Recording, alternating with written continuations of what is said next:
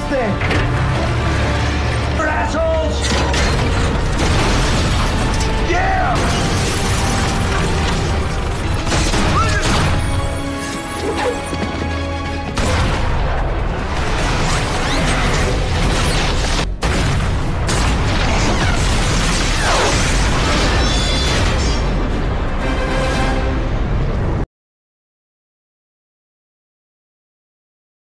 Diawali dari sebuah penjara Denzali yang sedang menunggu kedatangan sebuah kereta yang membawa seorang buronan kelas kakap dan terlihat juga seorang jenderal yang menguasai penjara tersebut. Di sisi lain, tim Expendables pun datang dengan helikopter miliknya yang bertujuan untuk mencegat kereta tersebut masuk ke dalam penjara. Hingga terjadilah adegan tembak-tembakan antara Expendables dengan para tentara yang ada di kereta itu. Ternyata mereka sedang melakukan sebuah misi untuk membebaskan seorang tawanan pria yang berada di dalam kereta tersebut.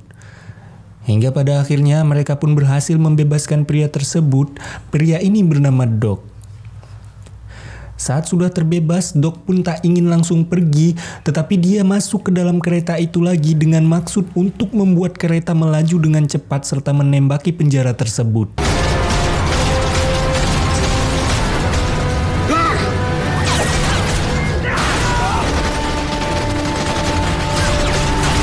Sehingga sang jenderal pun tewas dan penjara pun meledak. Setelah mereka mendarat, Doc pun mengatakan kalau dia sudah berada di penjara itu sudah 8 tahun.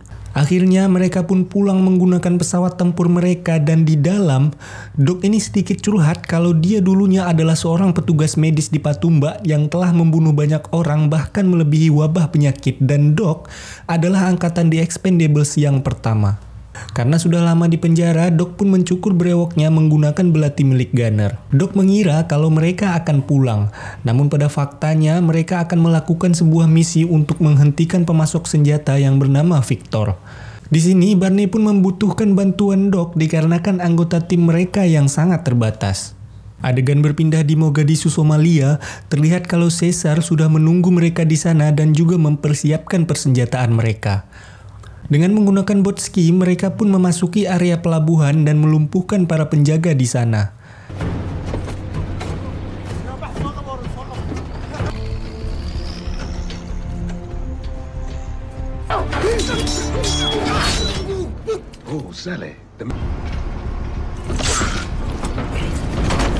Melihat kemampuan yang dimiliki Doc, tim Expendables pun cukup terpukau melihatnya. Hingga pada akhirnya mereka pun melihat sebuah helikopter yang sedang mendarat di sana. Barney dan tim pun kaget dikarenakan melihat musuh mereka bukanlah Victor melainkan Stone Banks yang pernah dia bunuh dulu. Tim pun langsung menembakinya dan membatalkan transaksi ini. Stone Banks!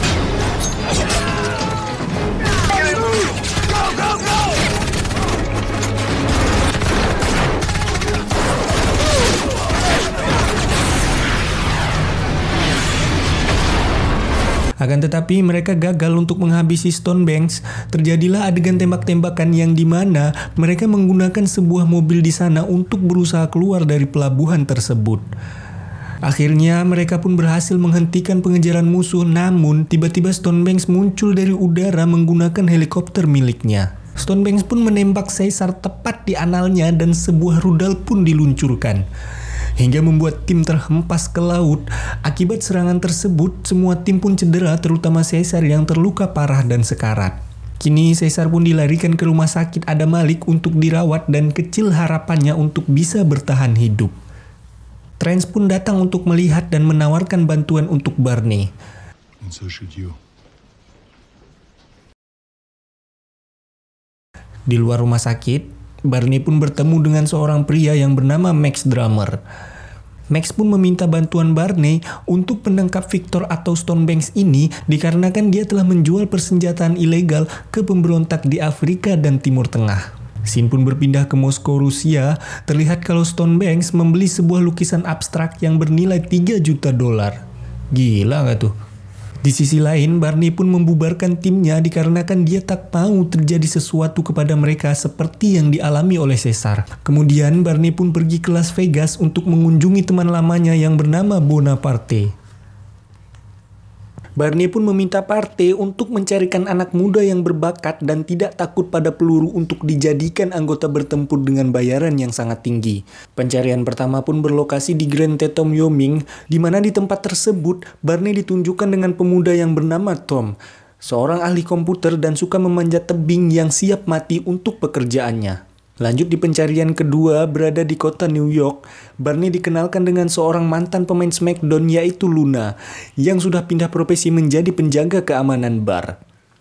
Kemudian di pencarian ketiga berlokasi di Arizona, tempat Bella Swan dilahirkan, Barney pun dikenalkan seorang yang bernama Philip yang handal melakukan pergerakan parkour.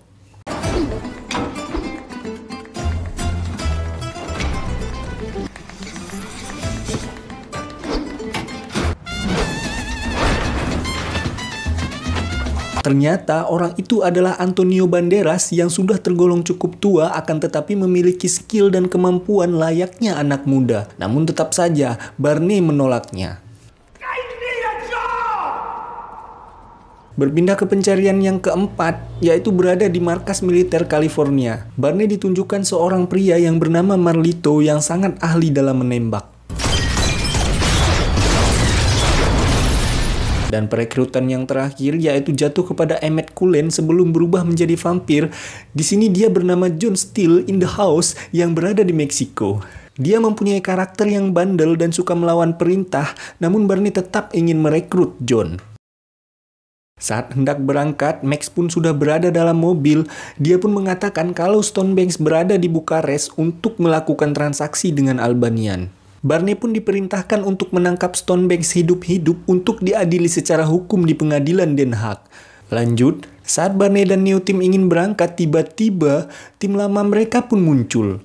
Namun Barney tetap kekeh pada keputusannya dan menyuruh tim lamanya untuk pergi. Di dalam perjalanan, John pun meminta penjelasan pada Barney tentang seseorang yang mereka kejar. John pun terkejut ketika ia melihat dokumen rahasia yang diberikan oleh Barney. Di sisi lain, tim lama Barney pun merasakan hampa karena ditinggalkan di saat mereka sedang sayang-sayangnya. Anjay!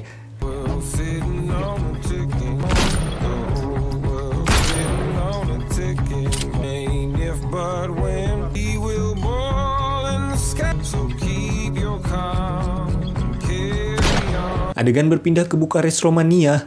Tim Barney pun melakukan tugasnya masing-masing untuk menganalisa keamanan dan kekuatan musuh.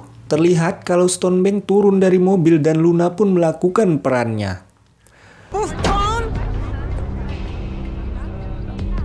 Setelah mendapatkan analisa yang baik, mereka pun melakukan perencanaan untuk menangkap Stonebanks di tempat pertemuan. Setibanya di lokasi, Tom pun langsung melakukan tugasnya untuk meretas gedung tersebut, sementara yang lain masuk ke tempat pertemuan melalui ruang bawah tanah dan dari atap gedung. Dengan cepat, mereka pun melumpuhkan para penjaga di sana satu persatu.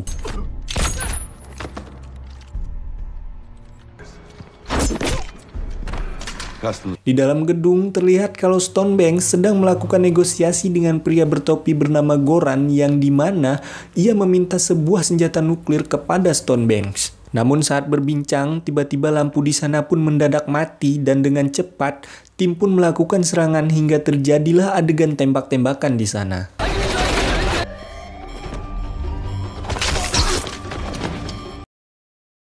Ringkas cerita, mereka pun berhasil membawa Stonebanks ke dalam mobil mereka untuk dibawa pergi. Tetapi saat di mobil, Stonebanks pun mengajak Barney buy one funny.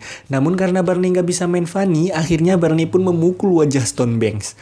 Dan terungkaplah fakta bahwa kalau Stonebanks ini adalah sahabat karibnya Barney dan merupakan salah satu anggota dari The Expendables. Namun karena ketamakannya, dia pun berputar haluan menjadi pro player PUBG. Terjadilah keributan kecil di dalam mobil hingga mereka pun melihat jam tangan Stonebanks yang dilengkapi dengan GPS dan tiba-tiba anggota Barney pun ditangkap oleh Stonebanks, namun Barney terhempas dan masuk ke dalam sungai.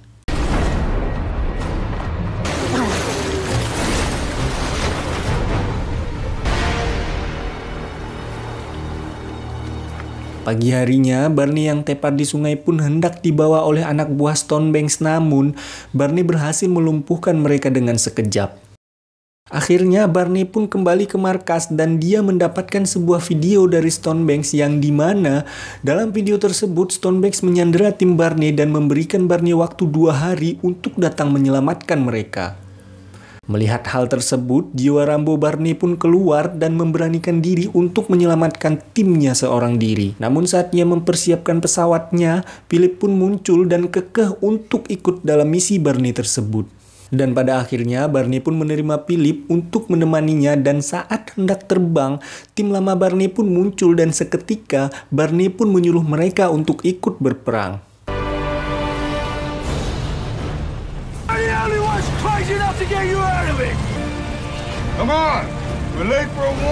Saat dalam pesawat, Philip pun mengoceh terus-terusan hingga membuat Gunner dan yang lainnya stroke ringan. Saat di perjalanan, Max pun memberitahu Barney kalau Stonebanks berada di Albanista dan Max merubah agendanya untuk menyusul ke sana dengan membawa Trance dan Yin. Sesampainya di sana, Barney pun melihat melalui teropongnya ada 4 orang di dalam sebuah gedung tua.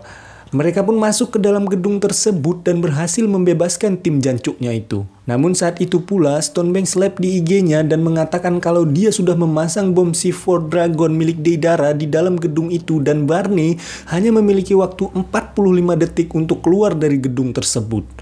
Karena Thorn ini adalah lulusan IT terbaik dari UI, dia pun berhasil menghentikan bom tersebut meledak untuk sementara. Got it. Tak cukup sampai di situ, Stonebanks pun mengirim pasukannya dengan helikopter dan tank untuk menyerbu mereka di sana dan mereka semua mempunyai waktu 25 menit untuk keluar sebelum bom Deidara meledak. Adegan tembak-tembakan pun terjadi antara tim Barney dan tim Stonebanks.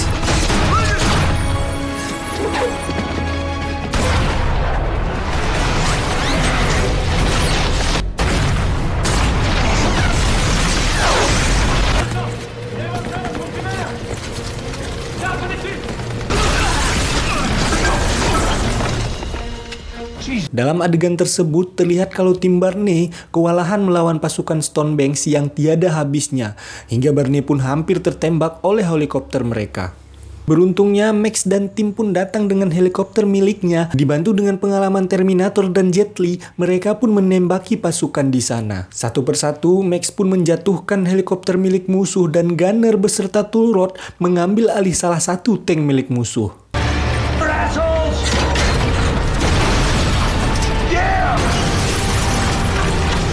Di sisi lain, Stonebanks pun merasa kesal karena tak ada satupun dari tim Barney yang mati. Hingga pada akhirnya Stonebanks pun pergi ke sana untuk menghadapi mereka seorang diri. Singkat cerita, tim Barney pun berhasil naik ke atap, namun pada saat itu pula Barney terciduk oleh Stonebanks. Mereka pun melakukan perkelahian tangan kosong berdua dan tentu saja pertarungan pun dimenangkan oleh Barney.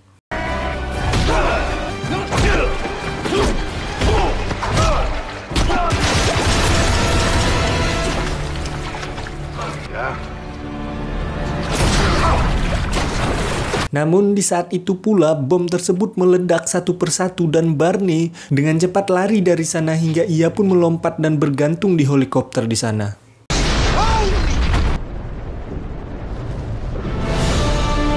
Turner, you pal! I'm gonna kill you!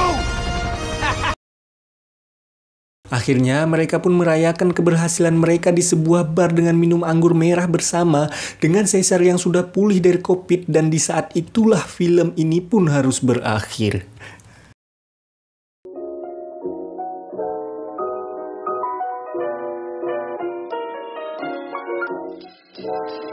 Gimana menurut kalian tentang film yang satu ini? Harus diakui kalau jalan cerita film ini sangat membagongkan, di mana sang sutradara mampu menyatukan dari banyak bintang film ternama menjadi satu dalam sebuah sequel film. Satu pesan dari saya tentang film ini yaitu belajarlah dari Barney Rose, di mana seseorang yang luar biasa itu sederhana dalam ucapannya, tetapi hebat dalam tindakannya, dan jangan takut akan perubahan. Kita mungkin kehilangan sesuatu yang baik, namun kita akan memperoleh sesuatu yang lebih baik lagi.